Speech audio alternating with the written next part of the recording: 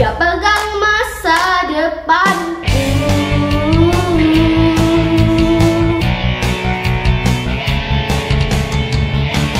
Takkan pernah ku ragu, ku berharga di matanya.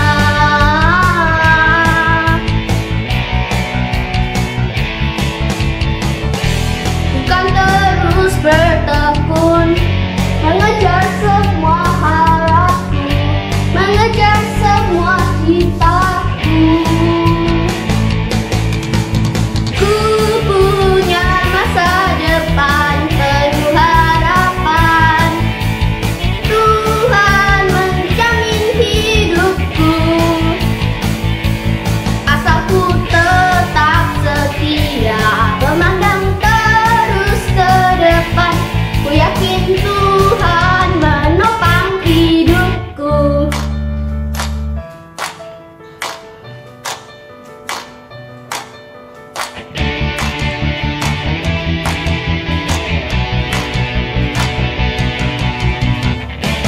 Tuhan mengasihiku, Dia pegang masa depanku.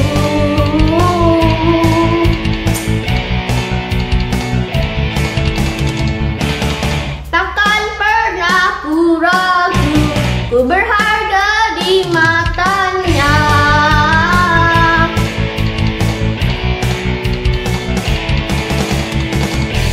Ku kan terus bertekun, mengejar semua harapku, mengejar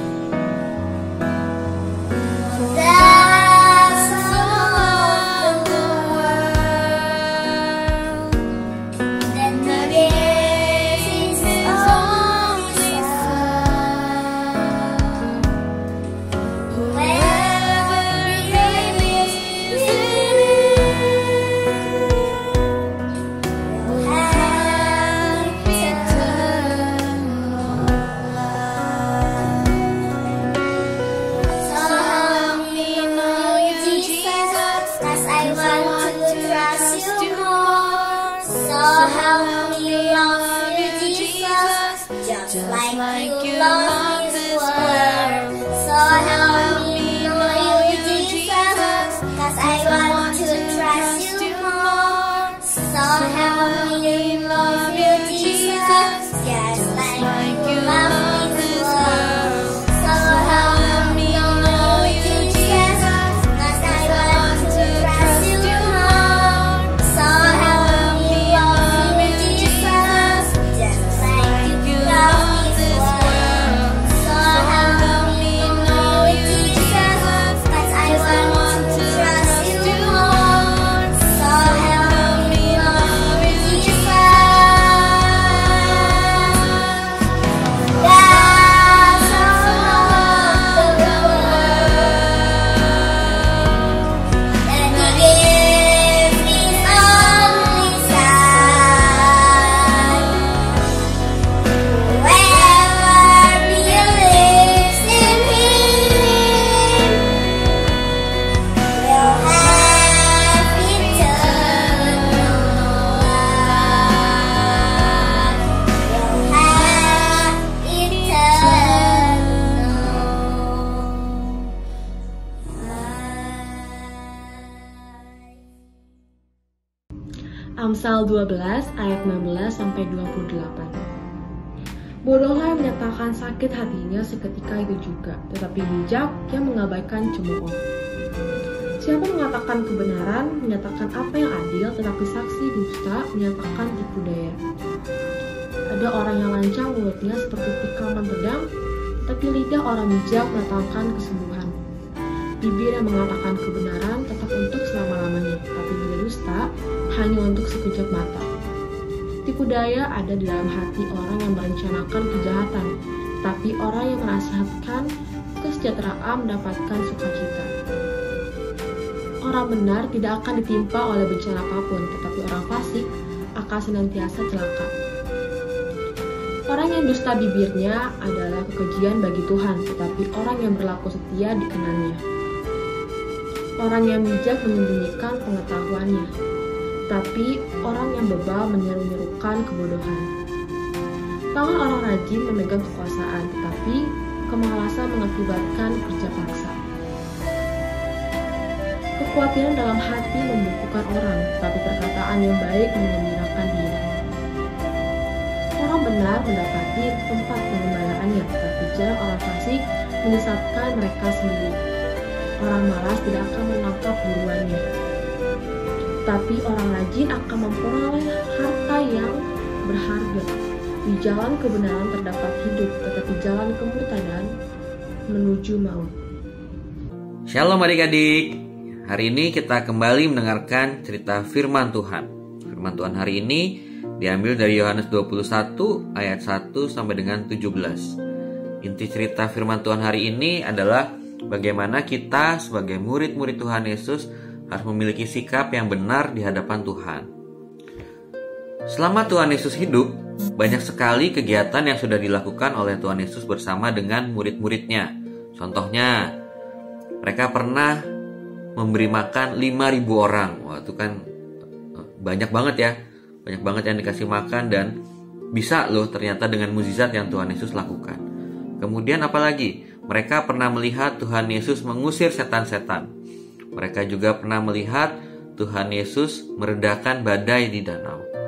Nah, banyak sekali hal-hal yang sudah dilakukan oleh Tuhan Yesus bersama dengan murid-muridnya, sehingga hubungan antara Tuhan Yesus dan murid-muridnya itu menjadi sangat dekat.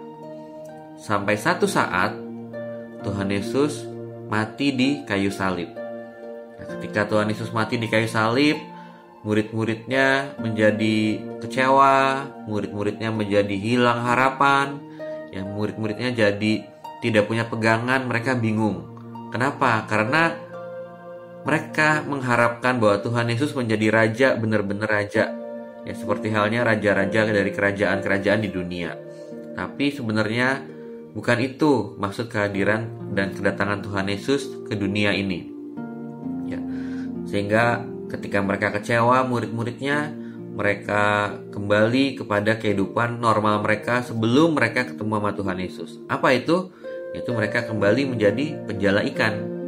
Satu hari, mereka pergi ke danau untuk menangkap ikan. Ya, mereka udah pergi dari subuh-subuh ya, bahkan dari malam, dari dini hari gitu ya, mereka sudah pergi, mereka nggak tidur. Dan tapi apa yang terjadi? Mereka tidak mendapatkan ikan satupun pada saat itu. Nah, lagi-lagi nih adik-adik, setelah Tuhan Yesus waktu itu mati di kayu salib, kemudian apa yang terjadi? Tuhan Yesus bangkit. Setelah Tuhan Yesus bangkit, apa lagi yang terjadi? Tuhan Yesus menemui muridnya satu persatu. Ya, mereka bertemu dengan setiap murid-muridnya untuk menunjukkan bahwa aku sudah hidup lagi, aku bangkit dan aku hidup kembali. Ini adalah waktunya memang kamu untuk percaya kepadaku. Nah, kurang lebih begitu message-nya dari Tuhan Yesus kepada murid-muridnya.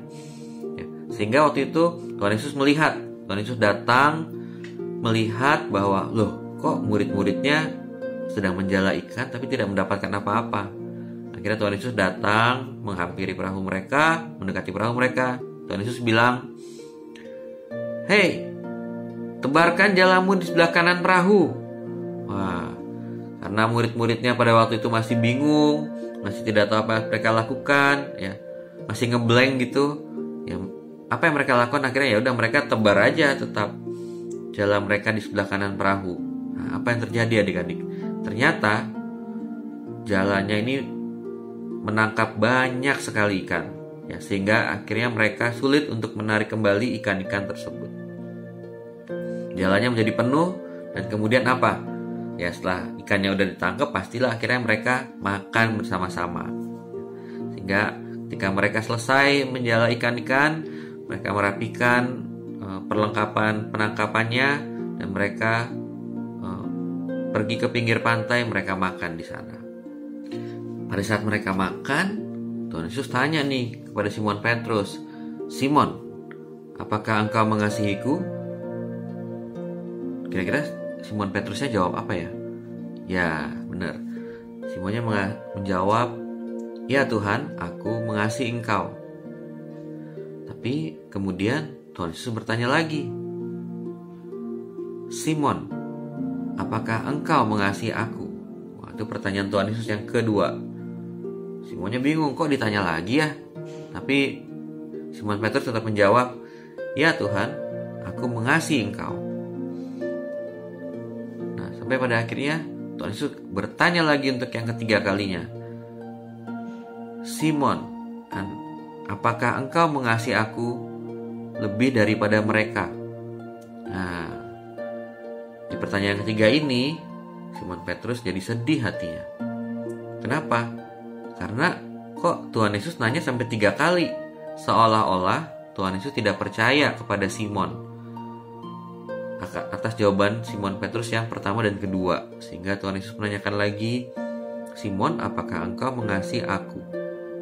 Nah, tentu aja Simon walaupun hatinya sedih, Simon Petrus tetap menjawab, "Ya Tuhan, aku tetap mengasihi engkau." Nah, adik-adik, kenapa ya?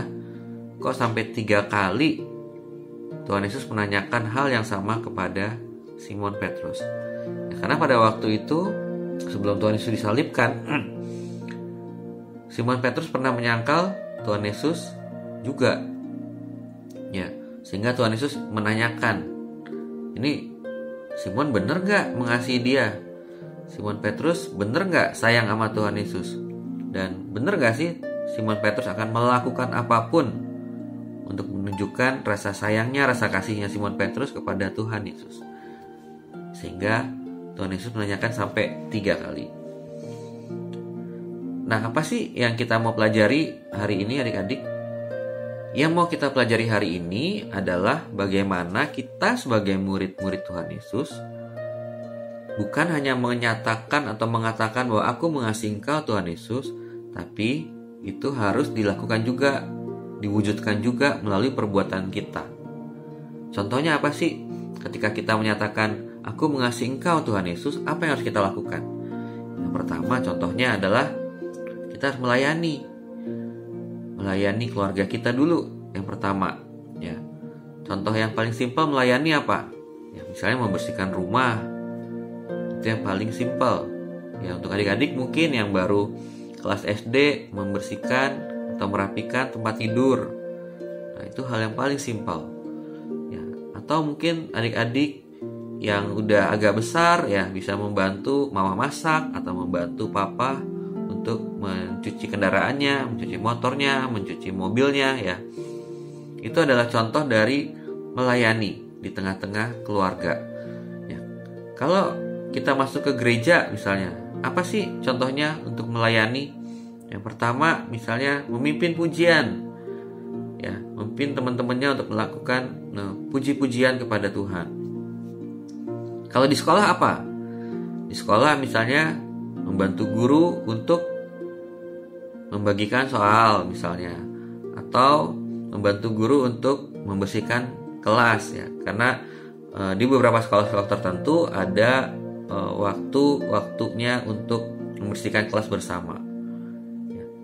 Itu adalah hal-hal yang bisa kita lakukan, melayani. Yang kedua adalah memberitakan firman. Memberitakan firman contohnya apa?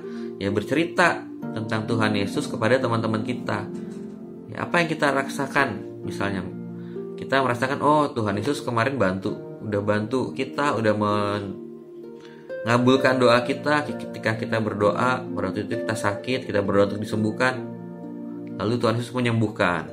Nah, itu kita bisa ceritain ke teman-teman kita ya, atau ke keluarga kita. Itu adalah contoh dari bukti bahwa kita mengasihi Tuhan Yesus. Nah, sehingga adik-adik diharapkan ketika kita mengatakan bahwa Tuhan Yesus, aku mengasihi engkau, itu bukan hanya di mulut kita saja, tapi itu juga bisa diwujudkan di dalam perbuatan kita. Yuk, kita akan menutup cerita kita pada pagi hari ini dengan berdoa. Tuhan Yesus, terima kasih untuk pagi hari ini karena Engkau telah menolong kami untuk kami boleh mendengarkan kebenaran firman-Mu. Ajar kami Tuhan, untuk kami bisa menunjukkan bahwa kami mengasihi Engkau. Tolong kami, berikan kami hikmat Tuhan, untuk kami menjadi anak-anak yang taat, untuk kami menjadi anak-anak yang berkenan di hadapan-Mu. Berikan kami kekuatan untuk melayani, berikan kami kekuatan untuk memberitakan firman. Kami ingin hidup berkenan di hadapan-Mu, kami ingin hidup menyenangkan hati-Mu. Kami mohon Tuhan Yesus, di dalam nama Tuhan Yesus kami berdoa. Amin. Ayat hafalan untuk minggu depan diambil dari Yohanes 21 ayat 15 yang berbunyi, sesudah sarapan, Yesus berkata kepada Simon Petrus, Simon, anak Yohanes, apakah engkau mengasihi aku lebih daripada mereka ini? Jawab Petrus kepadanya, benar Tuhan, engkau tahu bahwa aku mengasihi engkau. Kata Yesus kepadanya, gembalakanlah domba-dombaku. Itu ayat hafalan untuk minggu depan. Jangan lupa untuk dihafalkan ya adik-adik. Mazmur 27 ayat 1. Tuhan adalah terangku dan keselamatanku. Kepada siapakah aku harus takut? Tuhan adalah benteng hidupku. Terhadap siapakah aku harus gemetar? Mazmur 27 ayat 1. Tuhan adalah terangku dan keselamatanku. Kepada siapakah aku harus takut?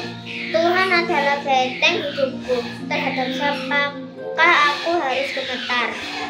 Baik adik-adik, tadi kalian sudah mendengarkan firman Tuhan yang disampaikan oleh kakak guru. Semoga kalian semua diberkati oleh firman Tuhan yang sudah disampaikan.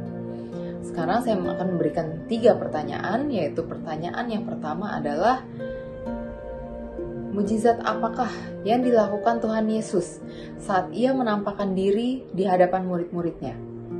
Kedua, pertanyaan apa yang diajukan oleh Tuhan Yesus saat ia bertemu dengan Simon Petrus?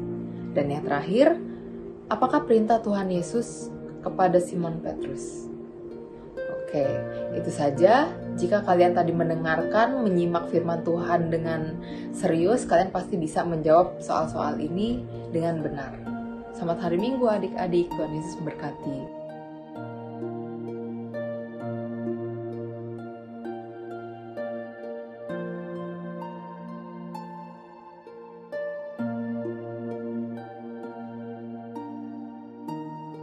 Mari adik-adik, sekarang kita bersatu hati untuk berdoa Bapa kami. Bapa kami yang di surga, dikuduskanlah namamu. Datanglah kerajaanmu, jadilah kehendak-mu di bumi seperti di surga. Berikanlah kami pada hari ini makanan kami yang secukupnya. Dan ampunilah kesalahan kami, seperti kami juga mengampuni orang yang bersalah kepada kami. Dan janganlah membawa kami ke dalam pencobaan, tapi lepaskanlah kami dari yang jahat.